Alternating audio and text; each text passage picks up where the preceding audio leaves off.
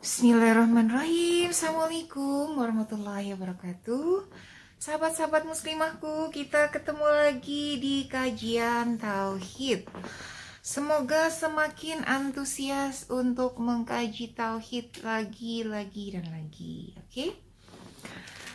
Bismillahirrahmanirrahim. Iyyaka na'budu wa iyyaka nasta'in. Ihdinas shiratal mustaqim. Allahumma shalli ala Muhammad wa ala Muhammad. Allahumma shalli ala Muhammad. Oke, kali ini tema kajian yang mau saya bahas di kajian Tauhid kali ini yaitu tentang cara Allah meruntuhkan kesombongan seorang hamba. Ya, materi ini mau materi hari ini, materi kajian yang kemarin itu semuanya saya tujukan untuk diri saya sendiri dan buat kita semuanya agar bisa mengambil hikmah dari semua kajian-kajian ini. Setiap tema atau setiap materi di dalam kajian saya tuh nggak ada bermaksud untuk menyindir siapapun, untuk menyinggung siapapun, tetapi untuk menjadikan pelajaran buat kita semua, buat teman-teman yang mendengarkan kajian dan juga buat saya. Oke ya. Di sini saya mau membacakan dulu salah satu ayat dari surat Luqman di ayat ke-18. Bismillahirrahmanirrahim. Dan janganlah kamu memalingkan mukamu dari manusia karena sombong. Dan janganlah kamu berjalan di muka bumi ini dengan angkuh. Sesungguhnya Allah tidak menyukai orang-orang yang sombong lagi membanggakan diri. Ahwati fillah, sahabat-sahabat muslimahku, saudari-saudari muslimahku, ya kan? Kadar kesombongan setiap manusia itu pasti berbeda-beda. Ya, kita ini terutama sebagai seorang wanita ya. Wanita itu banyak hal yang bisa dijadikan bahan-bahan untuk sombong. Walaupun banyak juga, pria itu banyak sekali. Justru yang mau saya jadikan contoh ini adalah semuanya para pria. Nah gitu ya. Jadi semoga dengan kajian ini bisa mengambil hikmah di dalamnya. Nah, cara Allah meruntuhkan kesombongan seorang hamba yaitu dengan mengambil sedikit hartanya, mengambil pasangannya. Tadi kalau soal harta ada yang diambil sedikit, ada juga yang diambil sekaligus banyak, habis rata semuanya. Ya, diambil pasangannya, kemudian diambil anaknya meninggal atau apalah gitu kan. Terpisahlah dari anaknya, diambil nama baiknya, diambil jabatannya, diambil kesehatannya, yang tadinya sehat tahu-tahu bruk, dibikin sakit sama Allah, diambil kesehatannya sama Allah. Kemudian diambil ketenangannya, diambil juga kebahagiaannya. Jadi itu cara Allah tuh ada aja untuk membuat seorang hamba tuh menyadari dirinya siapa, dirinya seorang hamba. Ada juga yang sudah diambil hartanya, diambil jabatannya, diambil pasangannya, diambil keluarganya, diambil sebagai-bagainya, tapi masih belum juga sadar, ya kan? Belum sadar karena dia sibuk menyalahkan pihak ini, pihak itu, pihak ono, gitu ya. Padahal Allah sebenarnya itu cara Allah untuk meluruhkan ya, menurunkan kadar kesombongannya agar dia sadar bahwa dia hanyalah seorang hamba Allah. Karena yang pantas memakai baju itu hanya Allah. Kok ini bisa-bisanya seorang manusia petantang petenteng di muka bumi ini membanggakan dirinya, membanggakan keturunannya, derajatnya, pendidikannya, harta bendanya, banyaknya anaknya, pasangannya yang cantik dan tampan, ya. Terus kemudian membanggakan kebahagiaannya, gitu kan? Apa ini kata Allah, gitu kan ya? Nah, kayak gitu. Jadi cara Allah itu kadang tuh sakit banget, tapi kadang juga enggak. Enggak harus membuat orang itu sakit untuk membuat dia tuh kesombongannya. Hanya saja biasanya cara-cara Allah itu meruntuhkan orang sombong itu cara-caranya sakit. Karena udah cara nggak sakit, nggak mempan ya. Agak-agak lumayan sakit, nggak mempan. Sampai sakit banget. Baru kemudian datang kepada Allah, ya Allah, ampun gitu ya. Tapi masih mending teman-teman. Allah meruntuhkan kesombongan seorang hamba itu masih hidup itu alhamdulillah banget, masih bisa bertobat, masih bisa memperbaiki. Ada loh satu orang yang Allah runtuhkan kesombongannya, ya Allah runtuhkan kesombongannya, langsung diambil nyawanya, ya, dan langsung diambil jabatannya sekaligus. Karena dia tadinya mengaku Tuhan, ya semua orang tahu. Kita semua tahu dia adalah Fir'aun la'natullah alaih. Allah ambil nyawanya sekaligus, dan kemudian Allah juga ambil jabatannya. Raja di raja mengaku dia adalah seorang Tuhan. Dia mengaku dia adalah Tuhan. Nah gitu teman-teman. Jadi sekarang coba cek dan recheck. Apa yang terjadi dengan diri teman-teman, siapapun yang lagi ngalamin ini, ngalamin itu, ya kan, coba cek apakah ini karena kemarin-kemarin saya sempat menyombongkan diri. Jadi gini, sombong itu ada yang kelihatan, ada yang dia tersembunyi, ya, samar-samar halus. Yang tahu hanya diri kita. Ada yang mending ngaku lah ya, ngaku sama Allah, karena kan kita nggak bisa juga mau nipu-nipu Allah. Allah maha tahu segalanya gitu kan. Wong kita ini yang ciptain Allah kok. Nah kita cek dan recheck apa saja, iya, oh pantas kemarin aku begini, kemarin aku begitu.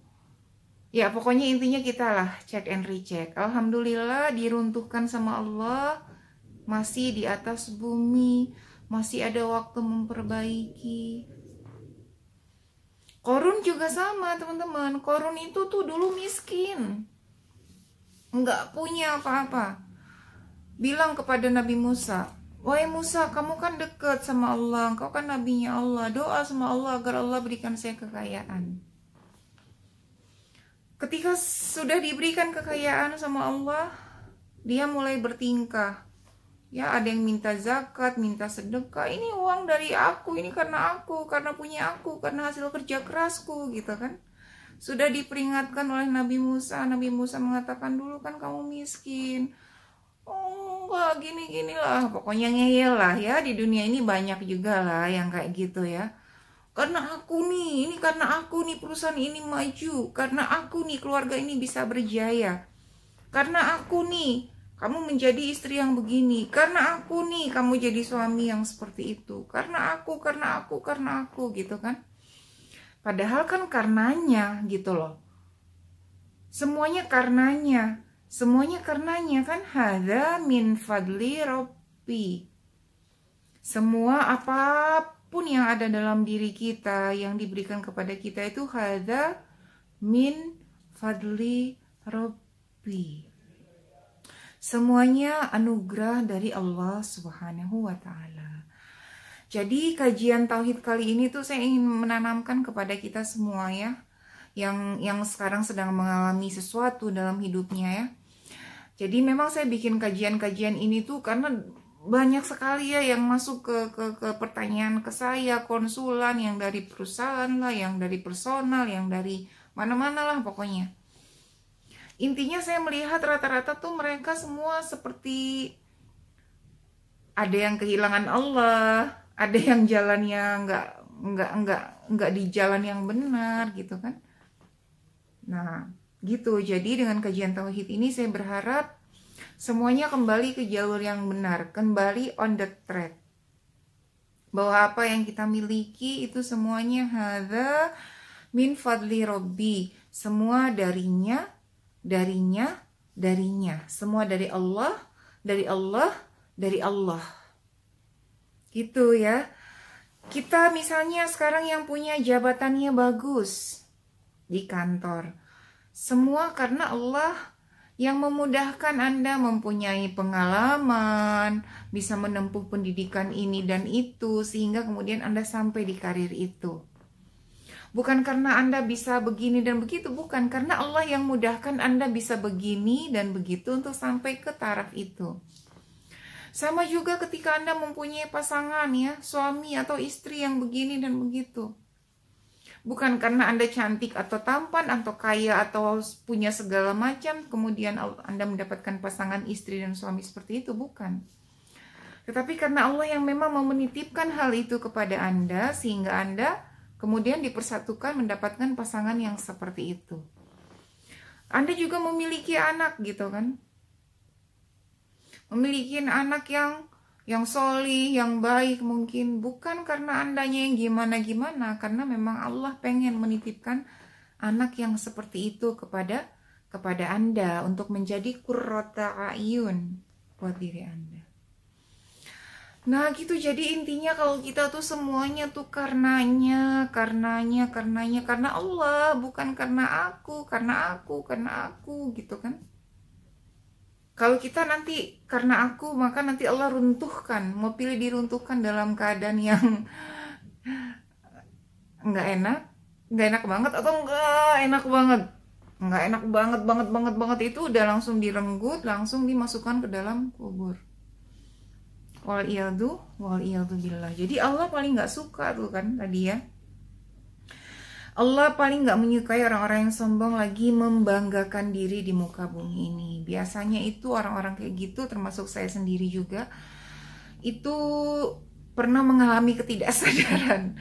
Jadi merasa ini karena pengalamanku, ini karena aku diberikan begini dan begitu, sehingga kemudian pantas mendapatkan jabatan itu, pekerjaan itu, pendidikan itu. Padahal semuanya hadza min fadli Rabbi. Yang sekarang lagi mengalami kehidupan yang nyaman-nyaman saja ya kan, yang baik-baik aja, maka semoga dengan kajian ini bisa membuat semuanya jadi check and recheck ya. Oh iya ya, semua ini dari Allah.